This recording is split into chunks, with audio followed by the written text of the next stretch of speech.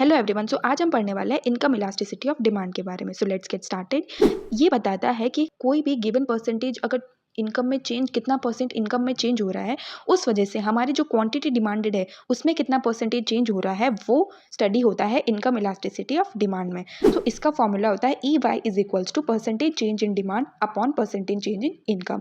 सो इसको और अगर इलाबोरेट करके लिखना हो तो हम लिख सकते हैं E Y equal to change in demand upon change in income into original income upon original demand. तो जनरली जो ई वाई की वैल्यू होती है वो पॉजिटिव होती है। क्यों? Because there is a direct relationship between income and demand.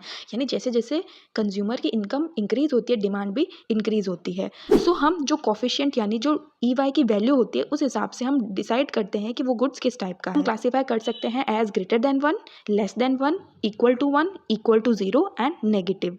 सो हम डिफरेंट कैटेगरीज को कैसे समझेंगे? अगर ई वाई पॉजिटिव है यानी जो कमोडिटी है वो नॉर्मल है, जो डे टू डे बेसिस पे यूज़ हो सकती है।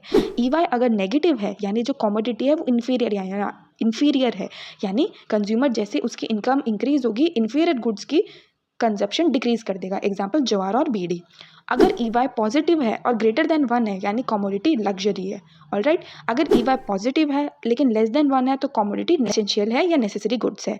अगर ई वाई 0 है तो कमोडिटी न्यूट्रल है, यानी इनकम में इंक्रीज और डिक्रीज का मेजर चेंज कमोडिटी के कंजप्शन पे नहीं पड़ेगा। एग्जाम्पल सॉल्ट और match stick. So I hope आपको ये वीडियो समझ आया हो। Thank you for watching.